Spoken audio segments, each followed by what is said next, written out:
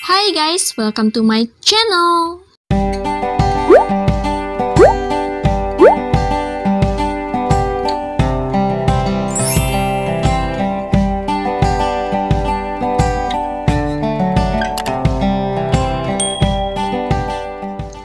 Hai guys, maaf ya, saya masih belum bisa update 2 kali seminggu dan jadwalnya juga jadi kacau. Tapi saya akan usahain untuk up sesuai jadwal. Sorry juga ya kalau akhir-akhir ini telat banget upnya. Untuk kalian yang baru mampir di channel ini, saya sarankan untuk menonton video yang sebelum-sebelumnya agar tidak bingung dengan alur ceritanya. Bisa dicek di playlist ya guys. Saya juga mau mengingatkan kalau pembahasan light novel ini mengandung spoiler. Jadi kalau kalian gak suka spoiler dan gak suka cara saya membawakan cerita, silahkan berhenti menonton dan gak usah ninggalin komen sampah. Kalau kalian bukan sampah, pasti mengerti maksud saya. Simple toh?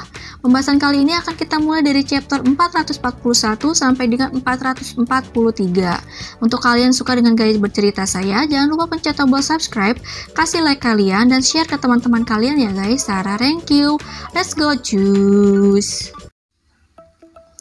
Di video sebelumnya, Mak Wijong yang menghilang dari utara dengan mencuri salah satu kepala naga muncul dalam rapat para pimpinan klan Wulin dan Force of Justice. Dia membawa berita mengenai keadaan di utara, di mana Chun Yowon muncul dengan membawa pasukannya. Hal itu membuat Yimok murka.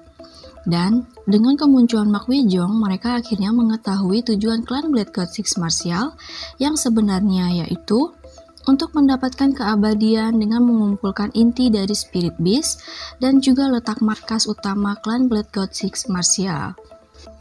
Dari 5 Spirit Beast yang ada, yang tersisa tinggal harimau putih yang disebut sebagai Feng Bo yang ada di Gunung Changbai. Mereka pun memutuskan untuk perang besar-besaran. Mereka membagi 2 pasukan, satu pasukan untuk menyerang markas Blood God Six Martial, dan satu lagi untuk pergi ke Gunung Changbai demi mendapatkan inti Spirit Beast Feng Bo. Sementara itu di kultus iblis, The Great Lord Chun Yujong telah memulihkan kondisinya. Saat Submeng yang menyampaikan berita mengenai pencapaian Yowun, tiba-tiba Yujong merasakan ada orang yang mencuri dengar pembicaraan mereka. Namun, sepertinya itu hanya perasaannya saja karena tidak ada siapa-siapa di luar. Namun, gak jauh dari kediaman Chun Yujong, seorang pria dengan pakaian aneh dan unik tiba-tiba muncul begitu saja dari udara kosong. Setelah satu alatnya meledak dan menghilang, pria itu pun buru-buru pergi dan menghilang karena sepertinya dia ketahuan oleh pihak misterius. Dan di penghujung video, Chun Yowon memberitahukan Chun Inji tentang teknik terkuat miliknya yang diberi nama Pedang Dewa Iblis. Setelah 4 hari perjalanan, rombongan kultus akhirnya sampai di perbatasan bagian utara Provinsi Liaoning. Dalam perjalanan itu banyak yang berubah. Tidak hanya Chun Inji yang telah menguasai teknik pedang iblis langit, tetapi terjadi perubahan pada seseorang yang sekarang melompat dari kudanya karena energi cipetir dari tubuhnya. Dia adalah Baekgi yang saat ini kesulitan mengendalikan energi cipetir dalam tubuhnya. Lah kok gimana bisa Baekgi punya cipetir? Ada sesuatu yang men-triggernya. Gak hanya kalah dari Go Wang He yang telah mencapai level Superior Master, Baekgi juga kalah untuk pertama kalinya dari Hubong. Di saat Hubong kesenangan karena berhasil mengalahkan Baekgi, Baekgi merasa kesal. Bukannya dia membenci Hubong, hanya saja sebagai sesama pendekar dia merasa kesal. Karena kan Baekgi kan tahu sendiri lah ya, harga dirinya tuh tinggi banget. Merasa dia tertinggal dan tidak ada perkembangan pada dirinya, Baekgi nekat meminum darah Dragon Turtle. Jika saat itu Yowun tidak muncul tepat waktu, mungkin nasibnya akan sama seperti yang lainnya, akan gosong. Meski tubuhnya bisa menyerap energi cipetir berkat bantuan Yowun, namun untuk bisa mengendalikannya itu lain soal. Sampai hari ini, energi cipetir akan muncul tanpa mampu dikendalikan oleh Baekgi. Baekgi mengingat kata-kata The Great Lord Chun Inji. Untuk bisa mengendalikan energi itu, Baekgi harus bisa mencapai level Superior Master. Well, nggak semudah itu kan untuk bisa mencapai level itu. Diperlukan pemahaman yang dalam. Baekgi melihat pada Hubong yang ada di depannya. Bagaimana bisa Hubong mengendalikan kekuatan Chi Api Kilin? Tentu saja itu karena Chi Api Kilin telah didinginkan dalam waktu yang lama. Dan saat itu Hubong sedang dalam keadaan kritis, jadi tubuhnya bisa dengan mudah menyerap energi api kilin. Becky nggak bisa mengerti bagaimana bisa Hubong berkembang dengan begitu pesat.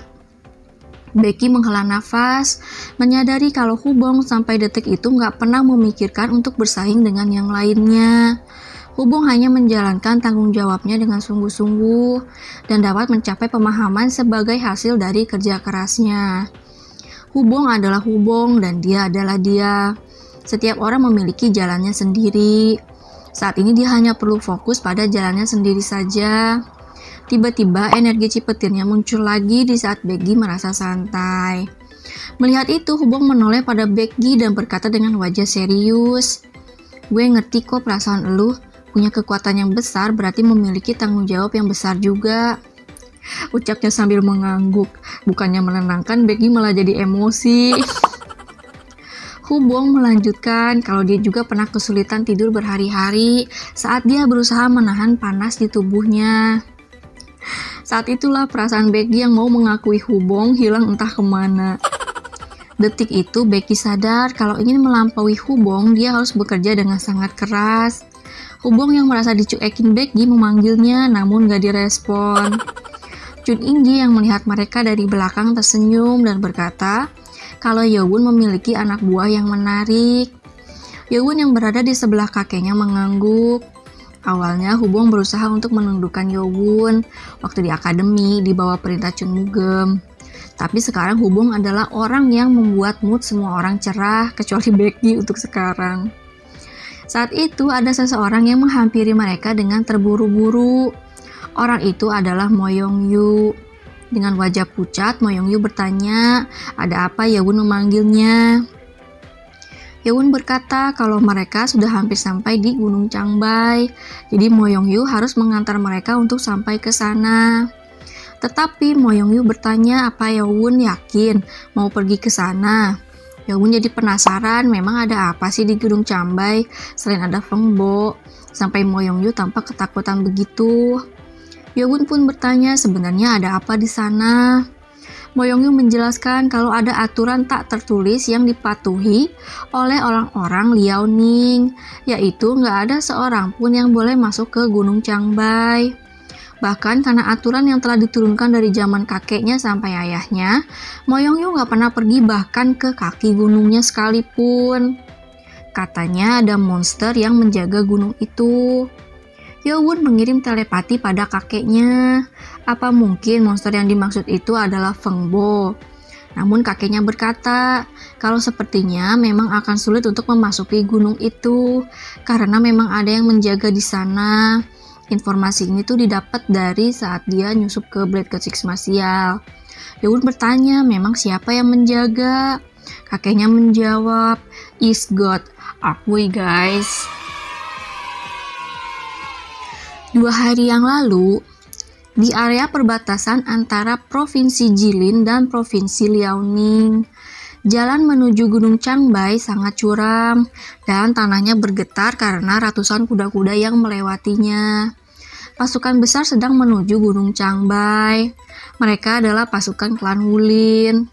Pasukan yang terdiri dari 5.000 prajurit dengan pakaian yang berbeda-beda karena terdiri dari berbagai klan elit.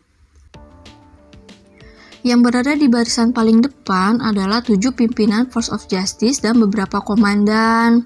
Mereka adalah Mu Guchon sebagai komandan, Biksu Gakyeon dari kuil Shaolin, pemimpin ketiga Biksu Nisati, pimpinan ke-11 Hong Palwo, pimpinan ke-10 Ho Hyunja, pimpinan ke-16 Yeon Yong-in, dan pimpinan ke-17 Peng Gyu.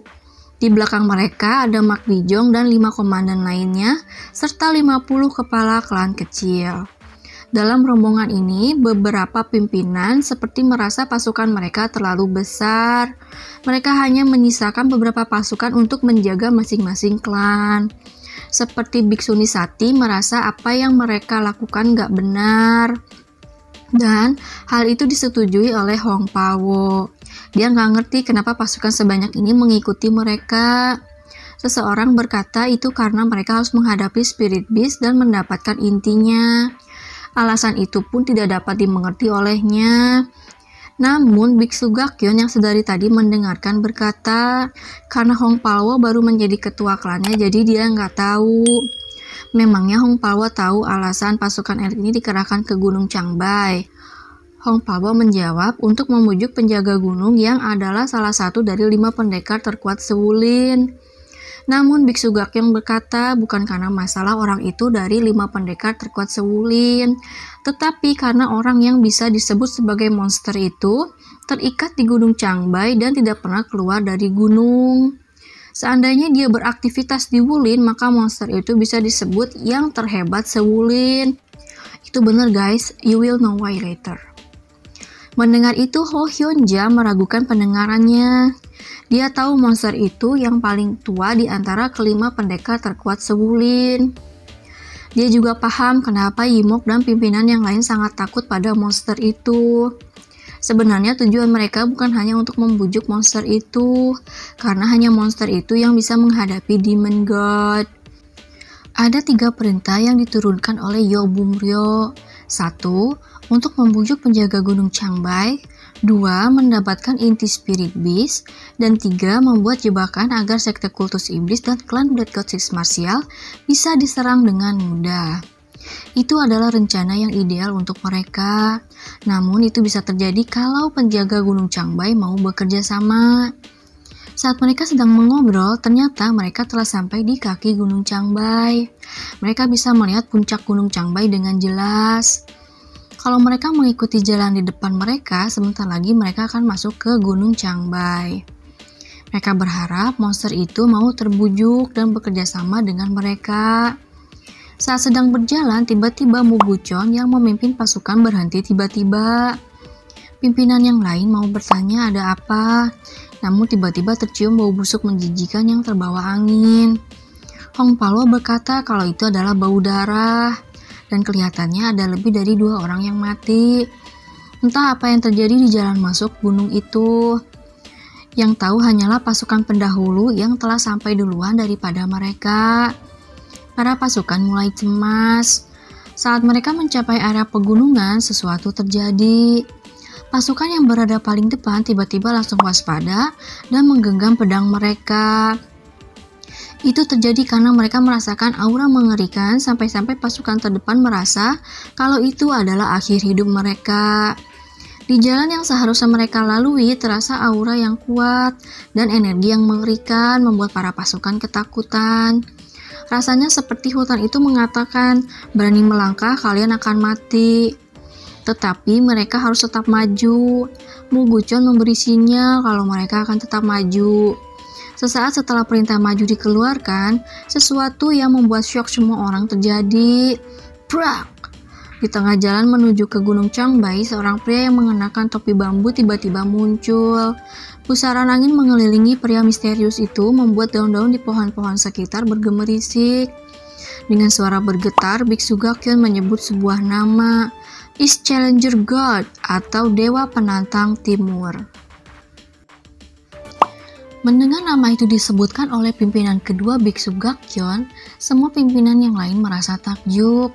East Challenger God Arkwui, salah satu dari 5 pendekar terkuat Sewulin.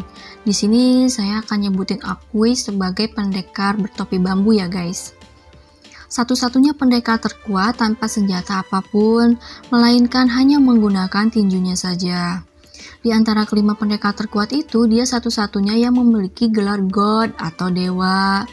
Orang-orang Jianghu tidak ada yang tahu keberadaannya. Namanya hanya muncul sebentar, kemudian menghilang. Namun kebenarannya hanya diketahui oleh beberapa orang. Semua orang termasuk ketujuh pimpinan menatap pria bertopi bambu dengan mata bergetar. Hal yang sangat luar biasa telah terjadi di hadapan mereka. Padahal pria bertopi bambu itu hanya melompat turun saja, namun energi di sekitarnya berguncang, seperti dia bisa mengendalikan udara di sekitarnya. Ke-5.000 pasukan menjadi tegang, gak bisa bergerak karena tekanan energi dari pria bertopi bambu itu. Biksu Gakyeon melihat situasinya gak memihak mereka, karena tidak ada niat baik dari pria bertopi bambu itu. Ditambah dengan bau darah dari pria bertopi bambu. 200 pasukan pendahulu yang seharusnya menunggu mereka di sini dan memujuk pria bertopi bambu terlebih dahulu sama sekali tidak kelihatan, yang artinya mereka semua sudah gagal dan mati. Penggiu memastikan kalau mereka memang sudah mati melihat jejak darah di pakaian putih pria bertopi bambu itu. Hong Palwa mengirim telepati kalau rencana mereka harus dibatalkan karena udah jelas nggak akan bisa membujuknya dalam keadaan sekarang. Namun Mu Guchon tetap tidak menyerah, meskipun tangannya gemetar sambil menggenggam pedang di pinggangnya. Bagaimanapun mereka harus berusaha membujuknya dulu, karena hanya pria bertopi bambu itulah yang bisa menandingi Demon God dan Blade Lord. Setelah melirik pada pimpinan lainnya, Mu Guchon mulai memperkenalkan dirinya dan menanyakan apa pria itu adalah God of the East Arkway. Mu Guchon yakin kalau pria bertopi bambu nggak akan menyerang mereka begitu saja. 5.000 pasukan mereka berbeda dengan 200 pasukan pendahulu. Tetapi pria bertopi bambu itu tidak menjawab dan malah melirik ke arah Gunung Cambai seperti sedang mencemaskan sesuatu. Karena pria bertopi bambu nggak menjawab tapi nggak menyangkal juga, Mu Guchon langsung berbicara langsung ke topik. Mu Guchon berkata kalau pria bertopi bambu pasti sudah tahu tujuan mereka ke situ dan dia meminta maaf kalau ada kesalahpahaman. Dia nggak mungkin tentang pria bertopi bambu yang membantai 200 pasukan pendahulu. Bisa-bisa malah terjadi konflik ntar. Namun belum selesai Mu Guchon berbicara, pria bertopi bambu itu memotong ucapannya dan berkata, "Pergilah." Ucapan itu lebih ke peringatan. Mu Guchon masih mencoba membujuk, tetapi pria bertopi bambu itu tetap menyuruh mereka untuk pergi. Pria bertopi bambu itu tidak meninggalkan kesempatan untuk bernegosiasi. Para pimpinan yang lain menyerah untuk membujuk pria bertopi bambu itu, namun mereka nggak menyerah untuk mendapatkan inti dari Feng Bo. Melihat pria bertopi bambu yang mereka perkirakan adalah Arkway masih menjaga di situ, artinya pasukan kultus atau Blade God Six Martial belum sampai ke sana. Meskipun lawan mereka adalah salah satu dari 5 pendekar terkuat, tetapi mereka juga bukanlah pendekar biasa. Ditambah lagi 5.000 pasukan yang mereka bawa. Mu Guchon mengeluarkan pedangnya, dan dari tangan Biksu Gakyeon keluar cahaya emas. Selain Biksu Gujung, Biksu Gakyeon yang bisa melakukan teknik itu. Begitu pula dengan pimpinan dan pasukan yang lainnya yang langsung menyiapkan posisi mereka. Komandan Black Shadow yang baru, Mak Wijong, berpikir dia akan melihat situasi dulu dan berdiam di belakang. Idih pengecut. Merasakan energi pria bertopi bambu yang terlalu kuat, Mak Wijong gak berani langsung maju. Idih. Mu Guchon memberi syarat melalui matanya pada pimpinan yang lain. Jika rencana membujuk pria bertopi bambu itu gagal, maka rencana selanjutnya adalah untuk menaklukkan pria bertopi bambu yang adalah God of the East. Semua pasukan telah membentuk formasi untuk menyerang. Melihat itu, pria bertopi bambu itu memberikan peringatannya lagi bahwa ini adalah peringatan terakhir. Kalau mereka nggak pergi juga, semua nyawa mereka akan dalam bahaya. Mendengar itu, Ho Hyun-ja terlihat kesal karena sepertinya pria bertopi bambu itu meremehkan ke 5.000 pasukan mereka. Mu Guchon memberi perintah dan ketujuh pimpinan Force of Justice maju dengan pasukan mereka membentuk formasi rasi bintang dan yin yang. Saya nggak bisa ngebayangin kayak gimana formasinya, pokoknya begitu aja ya. Mu Guchon mengambil posisi di arah utara karena posisi itu yang terlihat lemah, jadi dia yang akan mengisinya biar kuat gitu kayaknya. Pasukan lain yang di belakang menyaksikan bagaimana pertarungan itu akan terjadi dengan tegang. Saat Mu Guchon telah berada di posisinya, dia langsung mengeluarkan teknik Link Invisible Sword. Mu Guchon merasakan kalau tekniknya sempurna dan dengan percaya diri menyerang pria bertopi bambu tanpa ragu. Namun pria bertopi bambu itu hanya mengambil sikap dan meninju udara ke arah pedang Mu Guchon. Awalnya Mu Guchon bingung dengan apa yang dilakukan pria bertopi bambu itu. Namun ruang udara seperti bergetar dan dari tinjuan sederhana itu menciptakan hembusan angin kencang yang tak terlihat. Wush! Pedang Mu Guchon yang terkena hembusan angin kencang itu nggak hanya terpukul mundur, tetapi hancur berkeping-keping. Padahal itu adalah pedang pusaka keluarganya. Setelah syok pedangnya hancur, Mu Guchon mengumpulkan energi tenaga dalamnya untuk menghindarinya dari luka dalam. Namun pria bertopi bambu itu menendangnya pada bagian rusuknya dan membuatnya terpental sangat jauh. Keenam pimpinan yang lain terkejut melihat Muguchon, seorang pendekar yang berpengalaman, KO hanya dengan satu pukulan dan tendangan. Nggak berhenti sampai di situ, pria bertopi bambu itu tiba-tiba sudah ada di hadapan Peng Gyu. Shock, Peng Gyu berusaha untuk bertahan, namun tinjuan pria bertopi bambu itu lebih cepat dan menghantam dadanya. Bak! Peng Gyu terpental sambil muntah darah kemudian KO. Dua pendekar yang gak bisa dibilang lemah ini langsung KO dalam sekejap. Pria bertopi bambu itu terlalu kuat. Masalahnya bukan bagaimana cara mengalahkannya, tetapi bagaimana cara bersiap diri untuk mati di tangannya. Dengan kesiapan itu, Ho Hyun-jae bergerak untuk menusuk pria bertopi bambu itu dari belakang. Namun pedangnya bahkan gak sampai mengenai pria bertopi bambu. Sesaat setelah pedangnya seperti mengenai wujud pria bertopi bambu itu, pria bertopi bambu itu menghilang seperti asap. Tiba-tiba Biksuni Sati berteriak, "Di atas, itu di atas!" Lokasi yang sama sekali nggak bisa diduga. Ho Hyun-jae berusaha menghindar namun terlambat. Bang! Leher Ho Hyun-jae patah dalam sekali pukul dan membuat kakinya tertanam sampai lututnya. Kekuatan yang luar biasa. Biksuni Sati berteriak meminta tolong pada Biksu Gakyeon dan menyiapkan teknik pedang Hangsan saat pria bertopi bambu berlari ke arahnya. Mendengar itu, Biksu Gakyeon langsung melindungi Biksuni Sati dari serangan pria bertopi bambu yang tidak dapat dihentikan. Cahaya emas ditembakkan dari telapak tangannya diarahkan ke pria bertopi bambu itu. Pria bertopi bambu itu tidak mundur untuk menghindar, dia hanya memutar tubuhnya dan membuat cahaya emas itu terserap ke tubuhnya, membuat Gakyeon dan siapapun yang melihatnya melotot kaget. Fenomena apa ini? Yang lebih mengejutkan, pria bertopi bambu itu meninju udara ke arah Biksu Gakyeon yang berada 30 langkah di depannya. Biksu Gakyeon syok melihat ruang udara di hadapannya berguncang dan hembusan angin kencang menerpanya membuatnya muntah darah dan terpental jauh. Hong Palwo meneriakkan nama Biksu Gakyeon. Dia syok melihat untuk pertama kalinya Biksu Gakyeon enggak berdaya. Dia nggak percaya dengan apa yang dilihatnya. Pria bertopi bambu itu bisa dengan mudah meng-KO Biksu Gakyeon dan sekarang sudah meng-KO Biksuni Sati yang mencoba menebas lehernya. Pimpinan yang tersisa tinggal Hong Palwo dan Yong Yong-in. Hong Palwo syok, pria bertopi bambu itu benar-benar berbeda.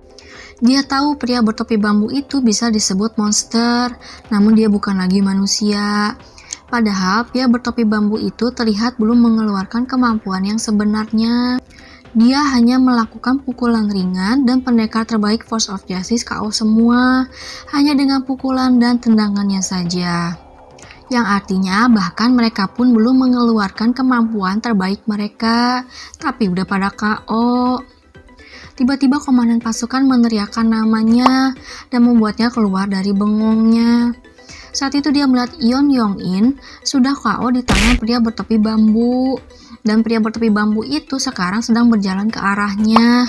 Sialan, pikir Hong Palwo panik. Hong Palwo langsung mengeluarkan teknik pedang Sleeping Dragon in Water. Yang artinya naga yang tidur akan tenggelam. Itu adalah teknik yang membuat lawannya mati. Saat teknik itu dikeluarkan, angin di sekitar Hong Palwo mulai berputar. Namun juk-juk pukulan pria bertopi bambu itu telah bersarang di perutnya. Bahkan dia nggak sadar kalau dirinya sudah pingsan gara-gara rasa sakit di organ dalamnya. Para komandan dan pasukan lainnya melotot tidak percaya. 7 pimpinan mereka kalah telak dalam waktu singkat, bahkan tidak sempat melawan. Ketujuhnya tidak memiliki tanda-tanda akan bangun. Mak Wijong ragu-ragu, namun dia berteriak mengompori pasukan lainnya dengan berkata, mereka ada 5.000 orang, bisa apa pria bertopi bambu itu? Namun semua pasukan termasuk Mak Wijong meratap pria bertopi bambu karena merasakan energi yang terkumpul di kepalan tangan kanan pria bertopi bambu itu. Energi itu sangat kuat sehingga bisa menghancurkan seluruh gunung Changbai itu. Arah pukulan yang dituju pria bertopi bambu itu adalah ke arah Mak Wijong dan pasukannya berada. Para komandan dan kepala klan berteriak untuk membuat pasukan mereka berpencar, namun terlambat. Pria bertopi bambu itu telah meninju pukulannya membuat ruang udara bergelombang. Dengan suara kehancuran, energi yang berpusat pada kepalan tangan pria bertopi bambu itu meninju udara tempat para pasukan berada. Tanah di sekeliling mereka retak, pohon-pohon tercabut sampai ke akarnya, dan pusaran angin besar mendorong semuanya. Itu bukan serangan untuk menghentikan serangan pasukan itu. Hembusan energi angin itu untuk memastikan gak ada seorang pun yang melangkahkan kaki mereka di Gunung Cambai. Serangan untuk menghancurkan mereka semua satu persatu. Yang terdengar hanya suara teriakan kesakitan atau suara akhir hidup dari seseorang yang sekarang berterbangan di udara. Tidak ada pengecualian. Bahkan Mak Wijong yang berusaha kabur pun terbawa angin dan jatuh kemudian pingsan.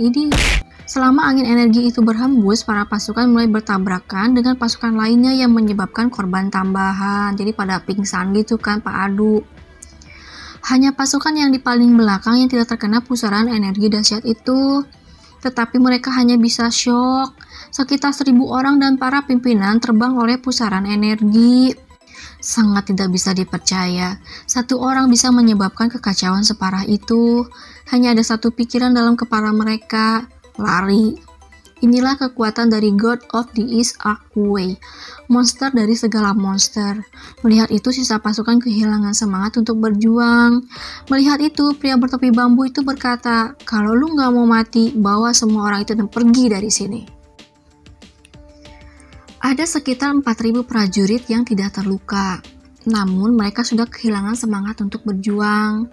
Well, itu hal yang natural setelah melihat kemampuan luar biasa pria bertopi bambu dengan mata kepala mereka sendiri. Semua orang bingung dengan ucapan pria bertopi bambu itu. Loh, maksudnya dia akan membiarkan kita pergi? Serius nih, ini bukan jebakan Batman kan? Bisa saja sih kalau pria bertopi bambu itu menunjukkan belas kasihan, tapi rasanya nggak bisa dipercaya aja gitu, karena kan mikirnya kan 200 pasukan utama aja pada mati, tapi kok si pria bertopi bambu ini malah ngebiarin mereka pergi gitu, aneh aja. Pria bertopi bambu itu berteriak lagi menyuruh mereka untuk cepat pergi. Saat pria itu menjejakkan kakinya ke tanah, tanah di bawah kakinya retak seketika. Semua orang bingung, loh jangan-jangan dia mau pergi begitu aja. Saat itu beberapa kepala klan yang gak terluka meski terkena angin energi melihat ke sekeliling mereka dan terkejut. Ternyata prajurit yang sama-sama terpental tidak mati, hanya pingsan saja. Mereka tadinya berpikir mungkin sekitar 800 prajurit sudah mati, tapi ternyata tidak. Kecuali para prajurit yang mendarat dengan leher mereka, yang lainnya masih bernafas. Jadi, itukah maksud pria bertopi bambu itu menyuruh mereka untuk membawa para prajurit yang diterbangkan oleh anginnya? Berarti masih ada kemungkinan para pimpinan mereka yang KO duluan juga masih hidup.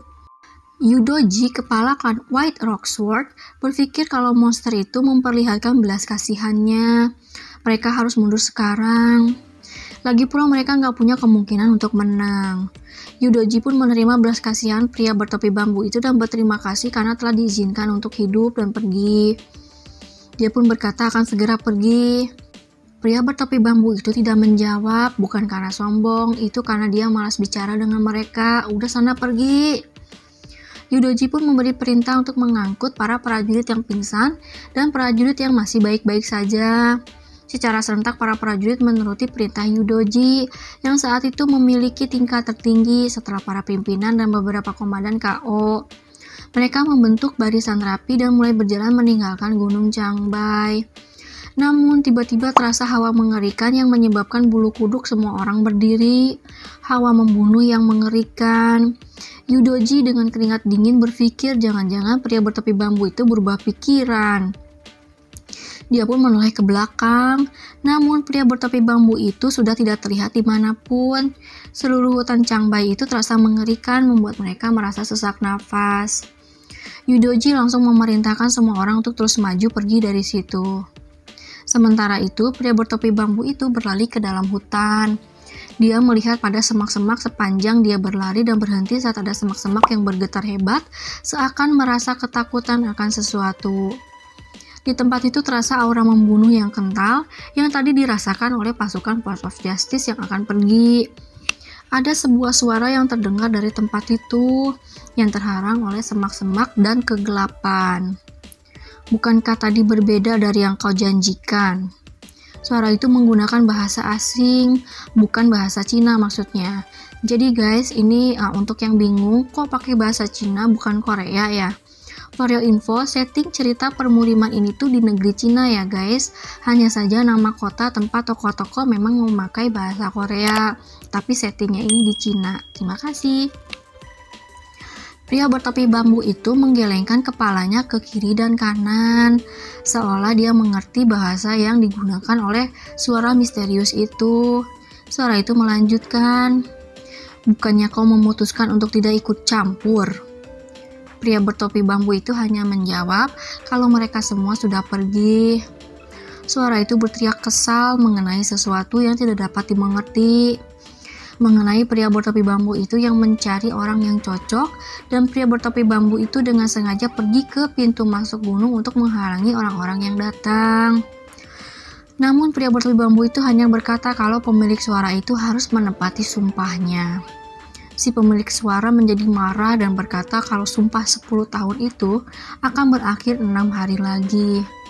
Dan saat itulah dia akan membunuh pria bertopi bambu itu dan semua orang yang masuk ke gunung itu gitu sesuai perjanjiannya. Setelah itu hawa membunuh yang kental itu menghilang bersamaan dengan pemilik suara misterius itu.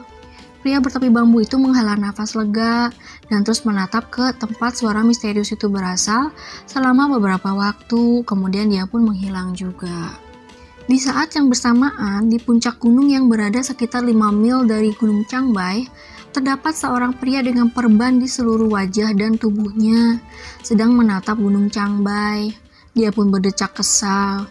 Dia berpikir bahkan setelah 20 tahun berlalu, penjaga Gunung Changbai itu masih tidak terkalahkan. Monster itu masih melindungi tempat itu.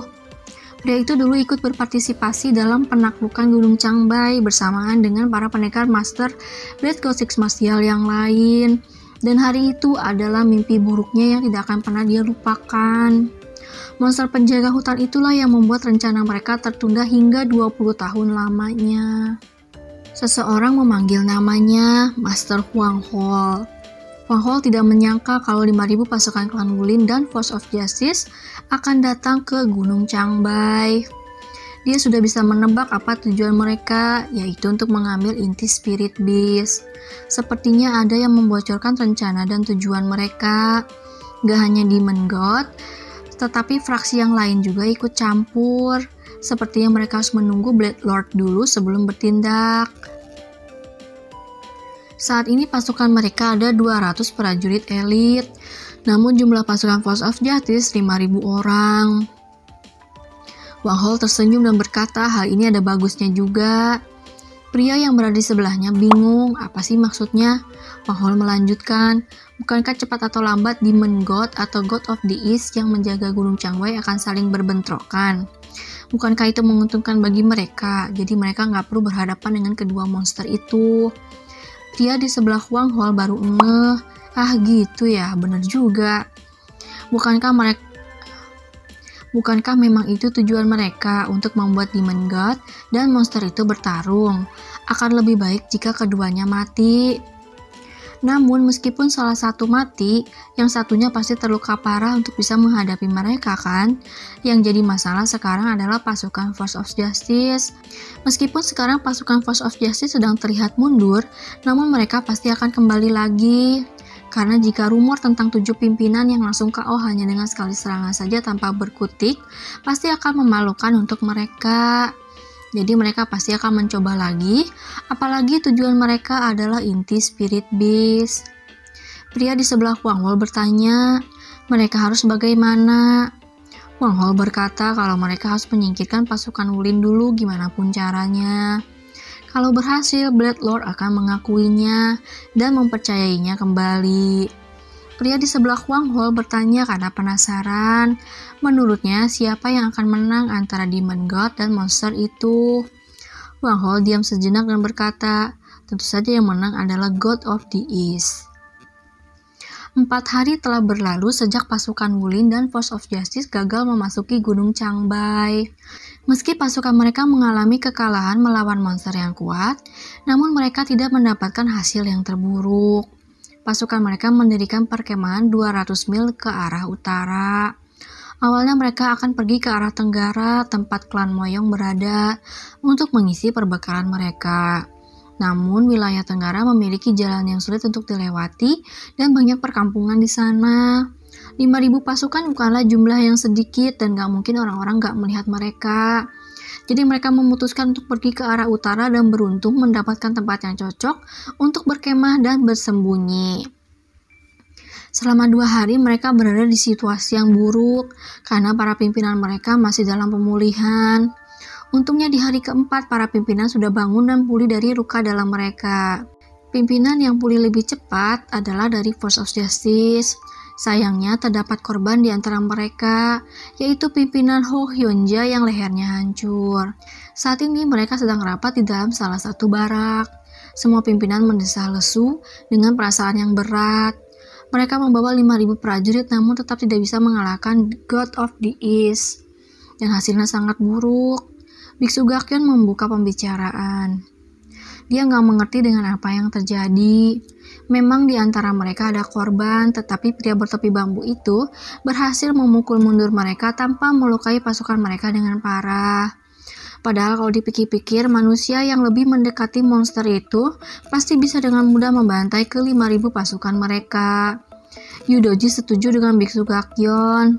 Hong Palwo bertanya apa yang dipikirkan Yudoji.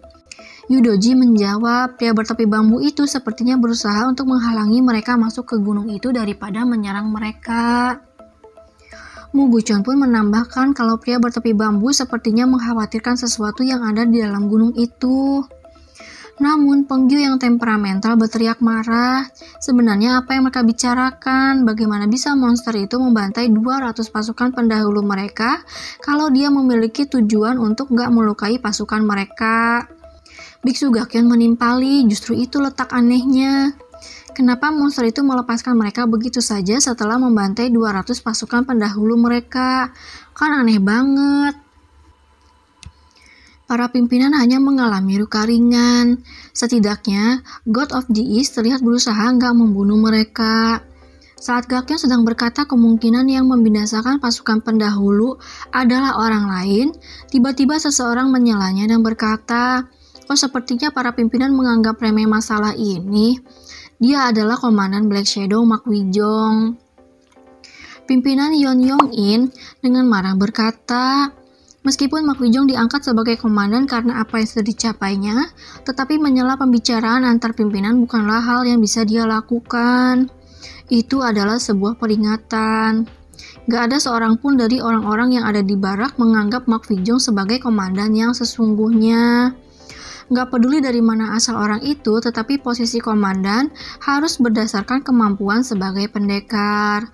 Tetapi Mak Wijong mendapatkan posisi itu karena aji mumpung, karena dia berhasil menemukan markas klan Blood God Six Martial doang.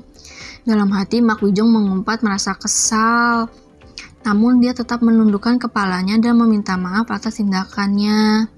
Tetapi dia tetap mengemukakan pendapatnya kalau para pimpinan terlihat seperti menganggap pengorbanan yang terjadi sangat remeh.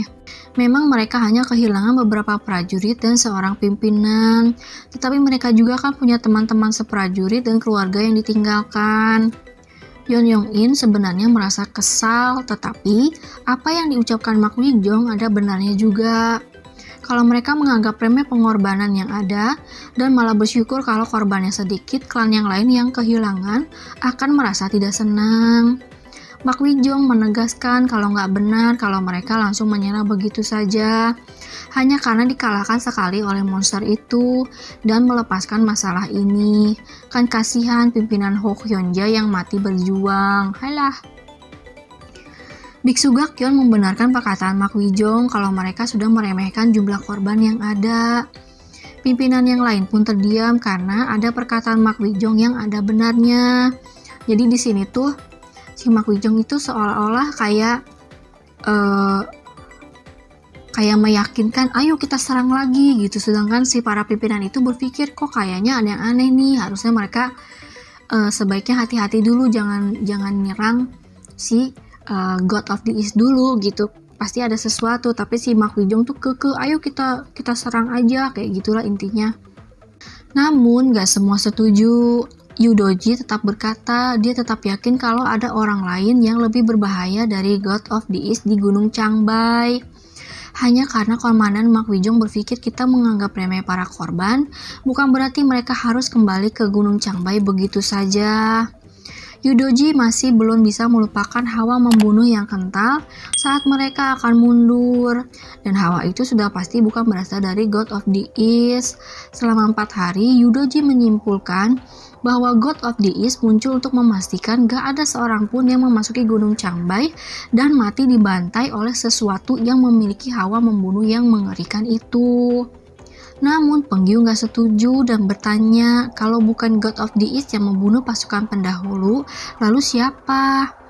Master lain yang gak terluka seperti Yudoji berkata, kan waktu itu pimpinan Penggyu pingsan, jadi dia gak merasakan hawa membunuh yang mengerikan itu. Jadi seharusnya Penggyu gak menganggap remeh pendapat Yudoji juga.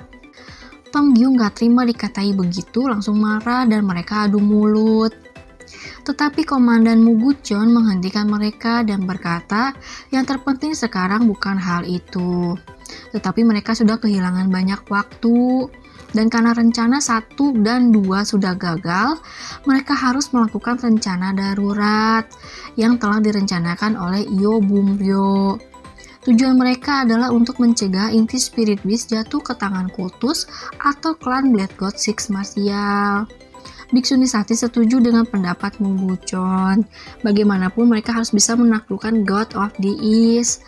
Rencana ini sebenarnya dibuat oleh Yo Bum-ryo untuk keadaan yang terburuk.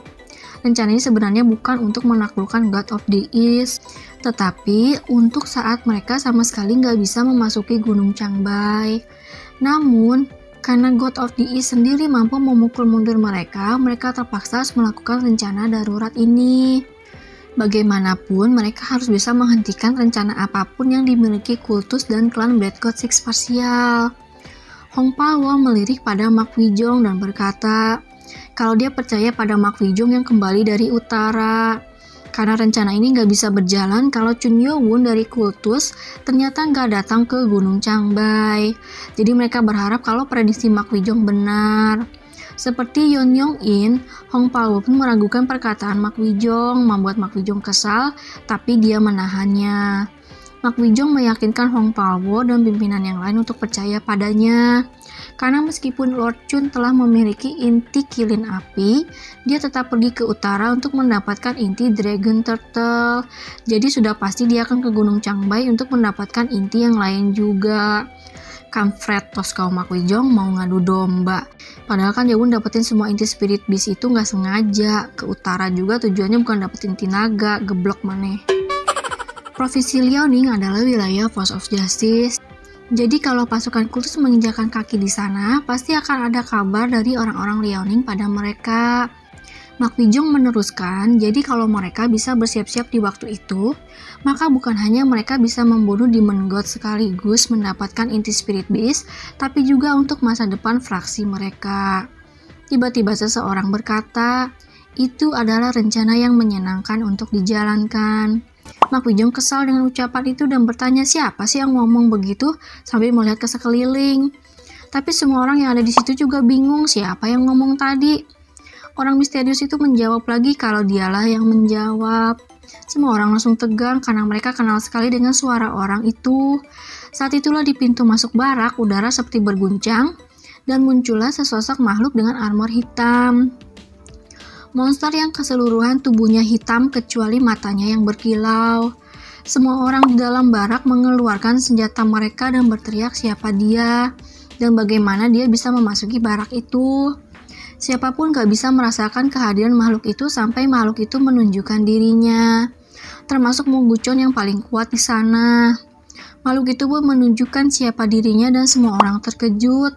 Saat wajah makhluk itu terlihat, wajah Penggyu dan Biksu Nisati memucat seputih kertas dan berteriak, Lord Chun! Makhluk itu adalah Lord Chun Yo-won, Demon God. Rasanya aneh kalau mereka berdua lupa dengan wajah orang yang memotong tangan mereka. Begitu juga dengan Mak Wijong yang pucat pasi dan kebingungan. Gimana bisa orang ini ada di sini? Pikirnya panik. Chun Yo-won menatap Mak Wijong dan tersenyum sinis. Tadinya gue mikir lu ngilang kemana, ternyata lu di sini membuat rencana licik toh. Nah lo ketahuan. Bersambung. Sampai sini dulu ya guys, tadinya sih mau cerita sampai 444 tapi nanggung banget guys, dan malah aneh ntar akhirnya. Mudah-mudahan video berikutnya bisa lebih cepat up ya guys. Oke deh, see you guys, assalamualaikum.